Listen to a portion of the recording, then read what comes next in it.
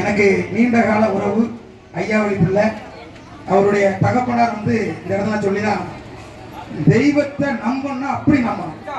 தன்னுடைய மகன் கஷ்டப்பட்டு படிச்சு உழைச்சி சம்பாத்தியம் பண்ணக்கூடிய நேரத்துல சென்னைக்கு போய் லியோனி பட்டிமன்றத்துல முதல் நாள் சம்பளம் வாங்கின அன்னைக்கு இறந்துச்சார்.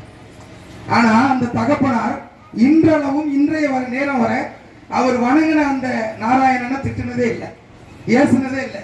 விடிய காலம் 4 மணிக்கு தினமும் 3 மணிக்கு எழுப்பி 4 மணிக்கு பணிவிட செய்றார். ஒரு கன்னியம்மாவுடைய கோயில்ல நான் ஒரு ஐயாவளி பிள்ளைய பாராட்டுறேன்னா அது உண்மையான பக்திக்கு கிடைக்கக்கூடிய ஒரு வார்த்தை.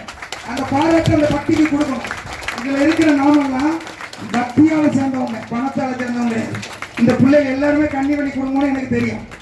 எல்லார் வீட்டுக்கும் கண்ணியை பத்தி நான் பேசுறேன்.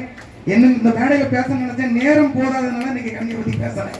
வாய்ப்பு இருந்தா இரவு 11 மணிக்கு பிறகு நம்ம எல்லாம் பேசுவோம். மகிழ்ச்சி. குழந்தையோட பேரு